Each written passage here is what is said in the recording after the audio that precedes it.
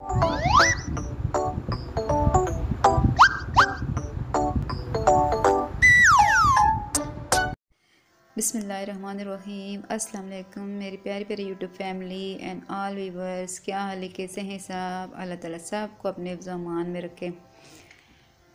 जी तो मौसम तब्दील होता है और मौसम तब्दील होते ही तकरीबन सबको बुखार और ज़ुकाम की कैफियत हो रही है।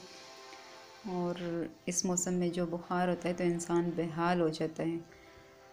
तो अपनी एनर्जी को बहाल करने के लिए चिकन कॉर्न सूप एक बेहतरीन चीज़ है। मेरे घर में तकरीबन बच्चों को बुखार ज़ुकाम वगैरह हो रहा है और इस तरह के बच्चे तो बिल्कुल भी खाना पीना छोड़ देते हैं। तकरीबन सभी घरों में ये हाल है।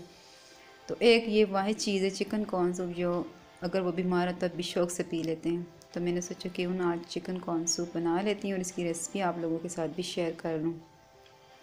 तो मैं इसके लिए सबसे पहले ये करती हूँ कि देसी घी में चिकन को फ्राई कर लेती हूँ। इसमें गरम मसाला डाला है और नमक और अदरक लहसुन का पेस्ट, उसमें मैंने इसको थोड़ी देर इसकी भुनाई कर ली और फिर इसमें शामिल कर दिया पानी, तकरीबन 1 लीटर, 1 या 1.5 लीटर के करीब आप पानी डाल सकते हैं इसमें। और उसके बाद फिर मैंने एक दरमियाने साइज़ का इसमें प्याज शामिल कर दिए, चंद जवे लहसुन के, और सबसे अहम चीज़ जी मकई के दाने जो मैंने पहले से भिगो के रखे थे वो मैं इसमें ऐड कर दिए। और चूँकि टाइम तो मेरे पास है, मैंने सुबह नाश्ते के फ़ौरन बाद हांडी चढ़ा दी चूल्हे पे सूप बनाने के लिए। तो इसलिए मैं इसे दम वाली आंच पे पकाऊंगी, क्योंकि जितनी स्लो आंच पे पकता है तो बेहतरीन चीज़ बनती है। इसलिए मैंने इसको दम वाली आंच पे तकरीबन 5 घंटे तक पकाया।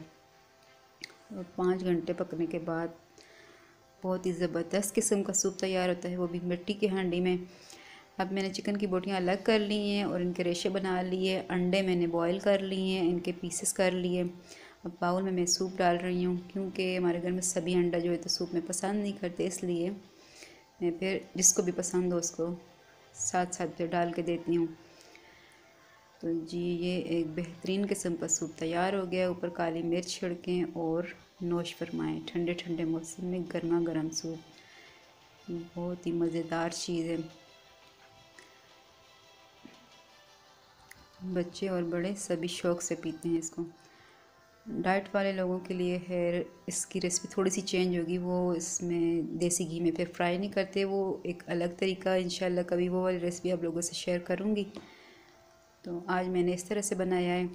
तो आदिया और आदिया का भाई दोनों को ही बुखार था और दोनों अब बैठ के मज़े से सूप के साथ लुत्फ़अंदोज़ हो रहे हैं।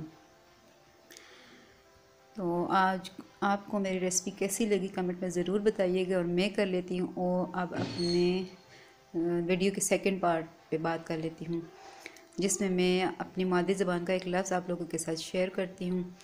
पिछली वीडियो में मैंने लफ्ज़ बताया था लोड़। जी तो लोड़ उर्दू ज़बान में कहते हैं किसी चीज़ को मतलब चाहना, तलब करना, किसी चीज़ को ज़रूरत होना।